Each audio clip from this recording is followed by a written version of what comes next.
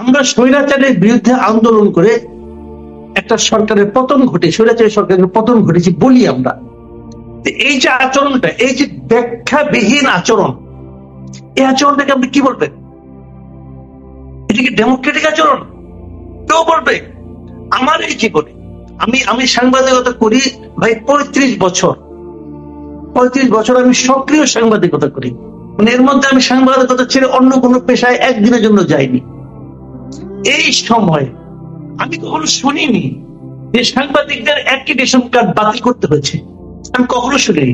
এরশাদ আমলেও শুনিনি। এরশাদকে আমরা স্বৈরাচারের প্রথম প্রতীক হিসেবে ধরি। তারপরে অনেক স্বৈরাচার পেয়েছি, তার চেয়ে বড় স্বৈরাচার পেয়েছি। আমরা ধরে নিচ্ছি প্রথম প্রতীক উনি আমাদের জন্য।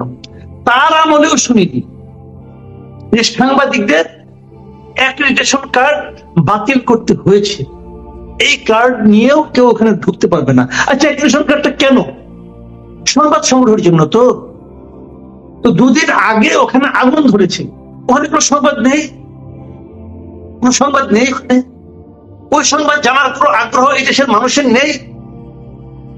এই দেশের মানুষ কারা? ওই বিল্ডিংটা যার টাকায় তৈরি হয়েছে তাদের, ওই বিল্ডিং এ যাদের বসতো তাদের, যারা বেতন দেয় তাদের, এবং এই আদেশ যিনি দিয়েছেন তার বেতনটা কিন্তু দেশের মানুষ দেয়। দেশের মানুষ জানতে চাইতে পারে না যে এই আগুনের ব্যাপারে ওরা যা বলছে তার বাইরে একজন সাংবাদিক কি দেখছে মানুষের জানার আগ্রহ থাকতে পারে না। মানুষ জানতে চাইতে পারে না যে এই লোকটা কেন এই আদেশ দিল, সেই ব্যাখ্যাটা জানতে চান আপনারা, যাইতে পারে না। খুদাবক্স চৌধুরীর স্বাক্ষরিত একটা স্বাক্ষর দেওয়া হয়েছে। এই অ্যাক্রিডিটেশন কার্ড বাতিল করা উনি কে? ওনার সে এখতিয়ার আছে?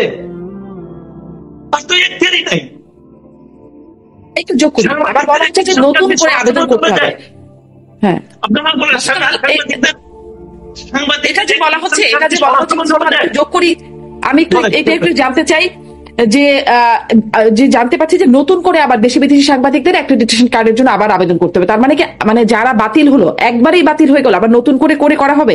বিষয়টা কি একটু স্পষ্ট হয় আপনার কাছে? ভাই, ওনারা যে কি বুঝেন এটা ওনারাই বুঝেন। এর কোনো ব্যাখ্যা, কোনো যুক্তি নাই, জাস্ট নাই। এবং ওনারা প্রমাণ করেছেন যে এই দেশের মাটির সমস্যা, বুঝছেন? আসলে আমার মনে হয় এটা মাটিরই সমস্যা। এই মাটিতে যারা ক্ষমতায় যায় তারাই স্বৈরাচার হয়ে যায়। এবং এই সরকারের এই সংক্রান্তে, আগুন সংক্রান্ত যে কটা সিদ্ধান্ত এই সরকার নিয়েছে, আমি সবগুলি সিদ্ধান্তকে স্বৈরাচারী সিদ্ধান্ত বলি, সবগুলিকে। কেন? কোনো ব্যাখ্যা নেই, কোনো ব্যাখ্যা দিচ্ছে না তারা। তারা মনে করে আমি ক্ষমতায় আসছি, আমি উপদেষ্টা হয়েছি, আমার আর কোনো নাই, শেষ নাই। প্রত্যেকটা স্বৈরাচার শাসক এটি মনে করে, এই যে আমি আসছি আমার কোনো শেষ নাই।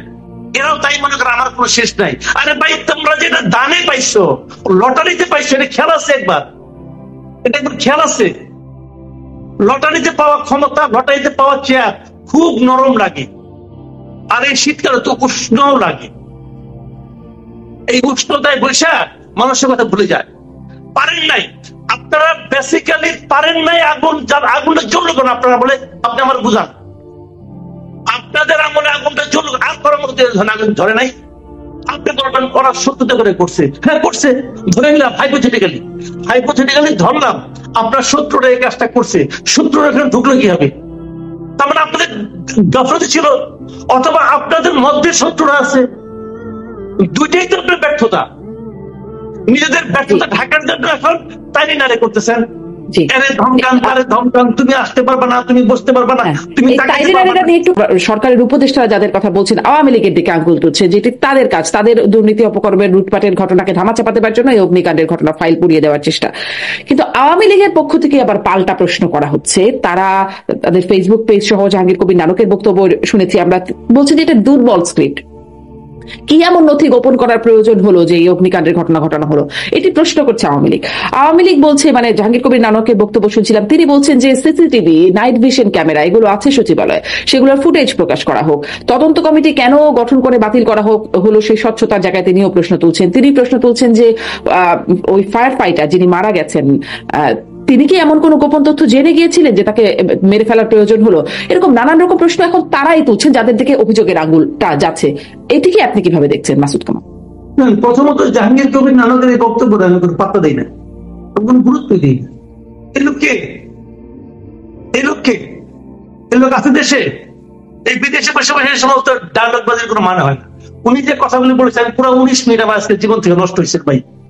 19 মিনিট ধরে সে কথা বলেছে, আমার জীবনের আমার এই 19 মিনিটের দুঃখে আমি বাঁচি না। কি কেন শুনলাম এই লোকের কথা?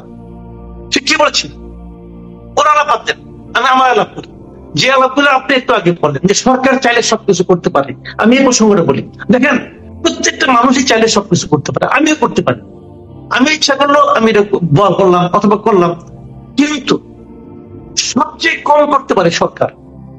কারণ সরকারকে প্রত্যেকটা কাজের জন্য জনগণের কাছে জবাবদিহি করতে হয়।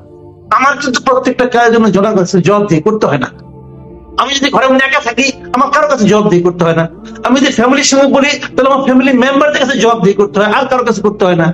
আমি যদি রিক্সাওয়ালার সঙ্গে দুর্ব্যবহার করি, আমার রিক্সাওয়ালার কাছে জবাবদিহি করতে হয়, আর কারোর কাছে করতে হয় না। কিন্তু সরকারের প্রত্যেকটা কাজের জন্য জনগণের কাছে জবাবদিহি করতে হয়, এবং এই জবাবদিহি করতে তারা রাজি বলেই তারা সরকারে যে বসেছে।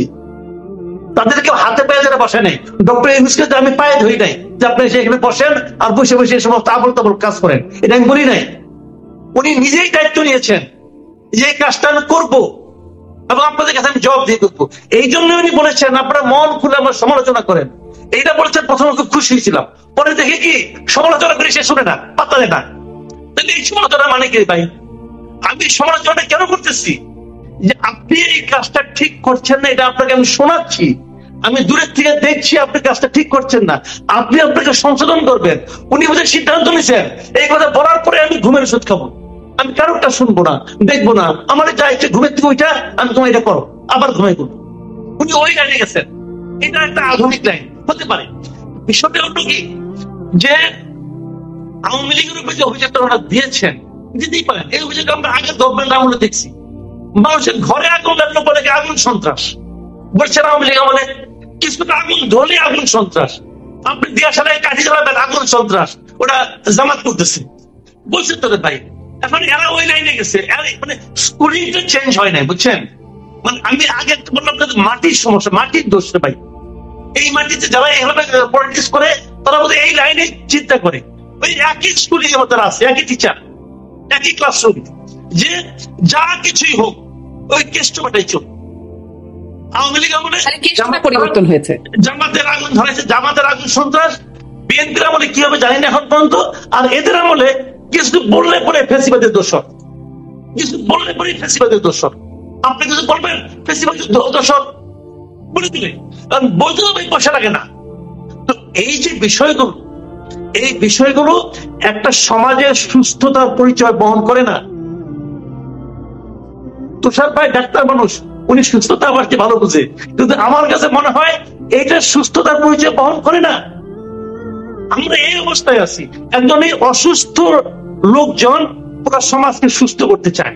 জানো কই এই দুঃখ কোথায় রাখবো? ভাই তুমি পারো নাই, এটা অনেক বটম লাইন। তোমার কাছে ক্ষমতা দিয়েছি, তোমার কাছে পুলিশ, তোমার কাছে সমস্ত কিছু, তোমার কাছে ফায়ার সার্ভিস, সব তোমার কাছে। তুমি দোষ দাও কার কাছে? যে পড়ে গেছে বুঝল কিছু ভাই। আওয়ামী লীগের একজন লোককে, আওয়ামী লীগের একজন লিডারকে তো আপনি তাবিজ বানানোর জন্য পাবেন না।